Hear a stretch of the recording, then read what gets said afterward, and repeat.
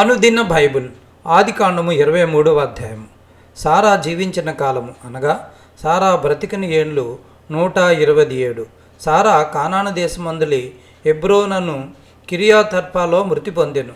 అప్పుడు అబ్రహాము సారా నిమిత్తము అంగలార్చుటకును ఆమెను గూర్చి ఏడ్చుటకును వచ్చెను.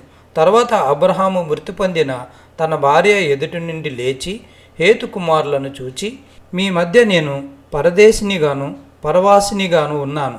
మృతి పొందిన నా భార్య నా కన్నుల ఎదుట ఉండకుండా ఆమెను పాతిపెట్టుటకు మీ తావున నాకొక శ్మశాన భూమిని స్వాస్థ్యముగా ఇయ్యుడని అడుగగా, హేతు కుమారులు, అయ్యా, మా మాట వినుము. నీవు మా మధ్యను మహారాజువై ఉన్నావు. మా శ్మశాన భూములలో అతి శ్రేష్టమైన దాని యందు మృతి పొందిన నీ భార్యను పాతిపెట్టుము.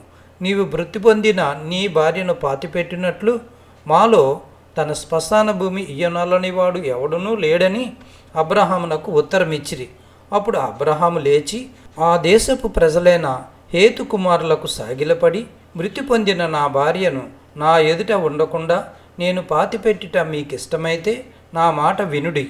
సాహోరు కుమారుడైన ఎఫ్రోను తన పొలము చివరను తనకు కలిగి ఉన్న మక్పేలా గృహను నాకిచ్చినట్లు నా పక్షముగా అతనితో మనవి చేయడి.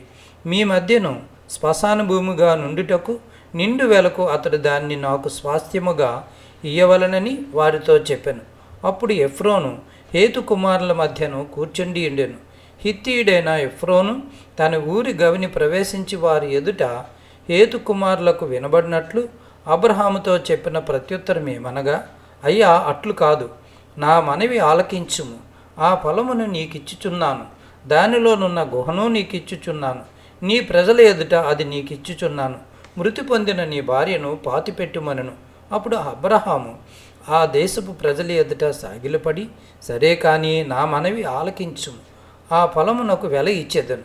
అది నా యొద్ద పుచ్చుకొని ఎళ్ళ మృతి పొందిన నా భార్యను పాతిపెట్టెదనని ఆ దేశ ప్రజలకు వినబడినట్లు ఎఫ్రోనుతో చెప్పాను.